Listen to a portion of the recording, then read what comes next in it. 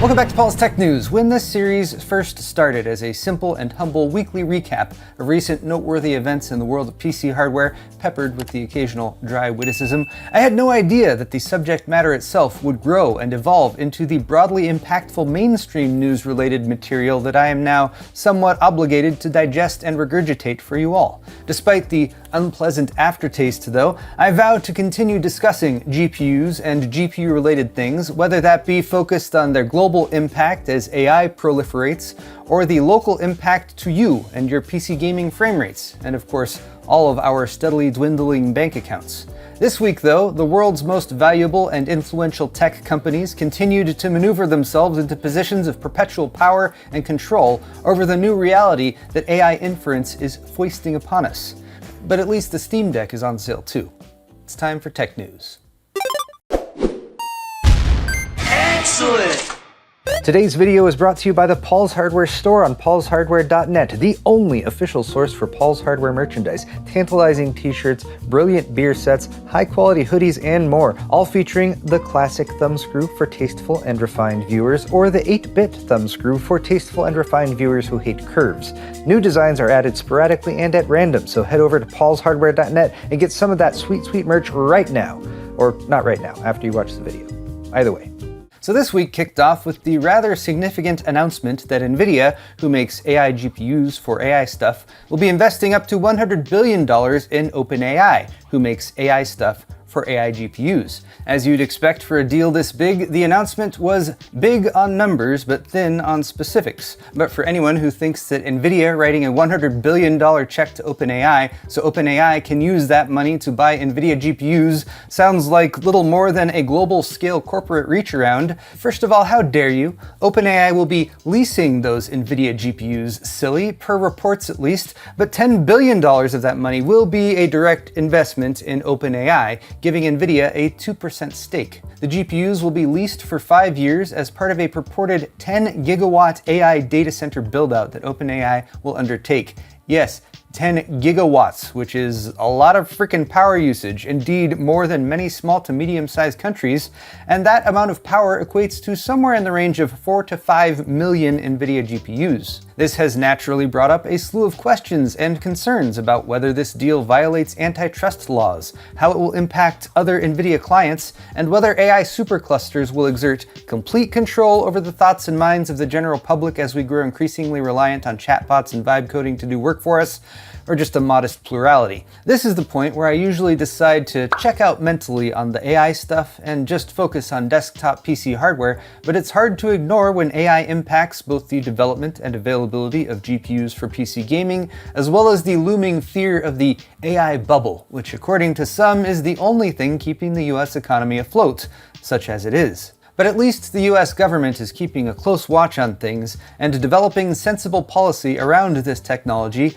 like the one reported Friday that would require companies like Nvidia to make one chip in the US for each chip imported from another country to avoid up to 100% tariffs. Never mind where functional cutting-edge fabs are currently located, or small details like vast differences in chip size and complexity, an Apple A19 ARM-based smartphone SoC, or an Nvidia B300 AI accelerator.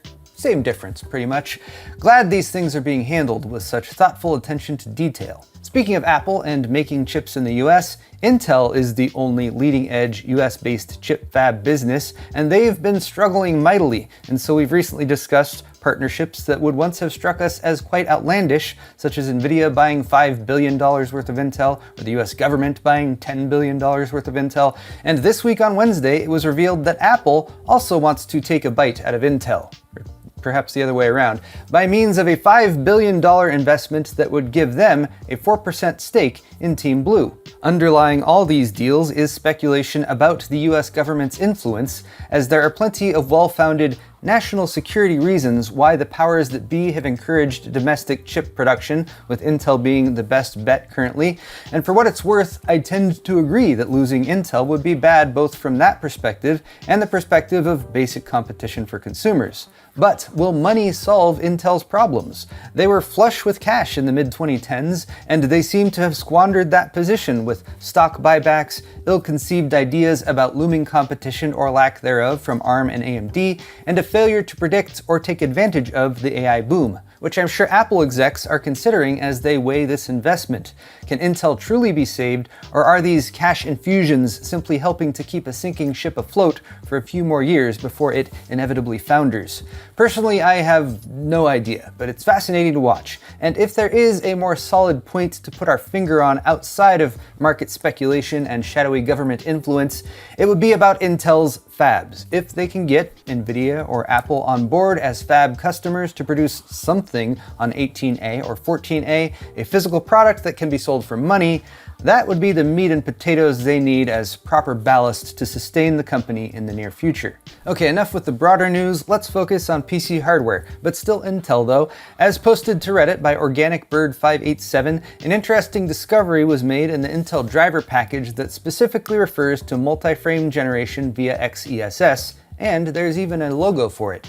Now, frame generation has been tainted by Nvidia from the get-go, as it's often used to show performance gains that aren't really legitimate, especially when newer cards with the tech are compared to older cards that don't support it.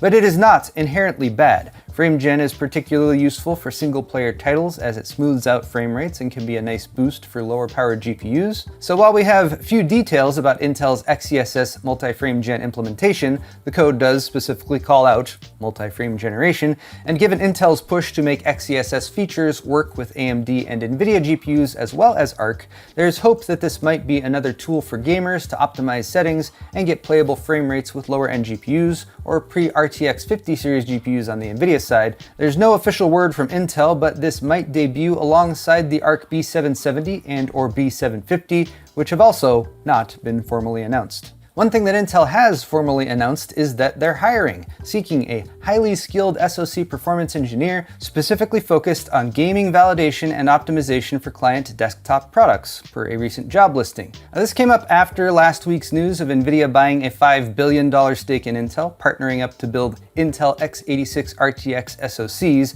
and so there's a lot of eyeballs watching to see how things fare now with those B770s and B750s and the ARC discrete desktop GPU program as a whole. We don't want to assume too much, but the fact that this listing specifically refers to gaming and high-end desktops indicates Intel is still moving forward in those areas, though whether DGFX in this case refers to actual Intel Arc high-end GPUs or just compatibility with high-end GPUs from Nvidia and AMD is a very big question. If I may correct video cards and WCCF Tech though, this job post is not new. It has been up for about a month, and if you're planning to apply, just bear in mind you'll need to work full-time in Israel. One last bit of Intel news, rumors of poor CPU sales lately were apparently incorrect. Well, the Core Ultra sales are bad with good reason, but for holdouts who still think Intel CPUs are the best, but don't want underperforming Core Ultras or prone to degradation high-end 13th or 14th gen CPUs, the next option is lower-end 13th gen Raptor Lake processors, which are apparently still moving in substantial enough volume that Intel has raised their prices by about 10% according to Digitimes.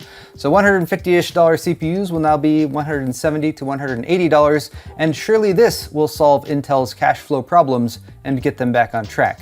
At last we are come to tech briefs, which have their own special segue. Nice.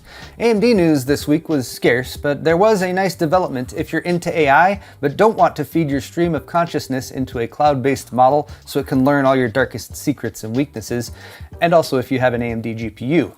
So for the 5 of you that qualify, as promised at Computex, AMD published a preview of ROCm 6.4.4 Wednesday that lets the open source PyTorch library run natively on Windows and Linux. It works with RDNA 4-based RX 9000 series GPUs and a fair amount of RDNA 3-based RX 7000 GPUs, as well as some Strix and Strix Halo APUs, and there's a setup guide on the GPU Open website to walk you through trying it out.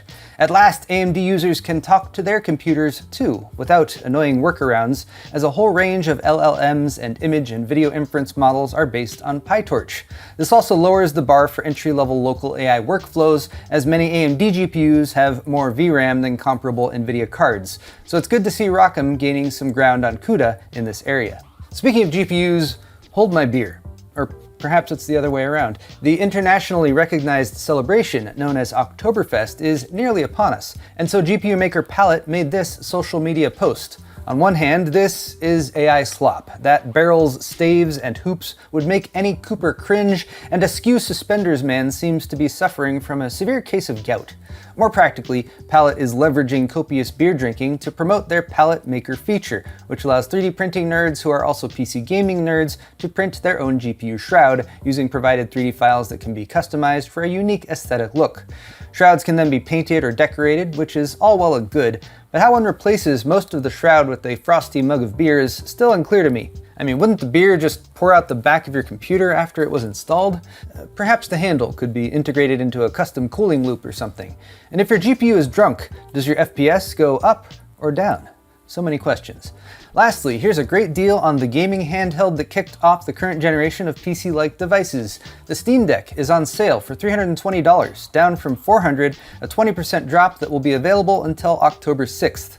Sure, it's the older LCD model, but it still has a 1280 by 800 display and 256 gigabytes of storage, and as a fully functional PC/gaming device, $320 is less than the vast majority of discrete gaming GPUs on the market. Could make a good Christmas gift or an impulse buy leading into Steam's autumn sale, which incidentally kicks off tomorrow, so we should at least be able to distract ourselves from all the ominous AI news for a few minutes by buying up some heavily discounted games that we will likely never play. But there you have it, guys, tech news for the week, and if you liked it, click that like button or leave me a comment down below. While you're down there, all of the articles that I talked about today are linked in the video's description if you're interested, and you can check out my store at paulshardware.net for high quality merchandise, t-shirts, hoodies, beer sets, and more. Subscribing to my channel is always a good call too. Thanks again, everyone, and we'll see you next week.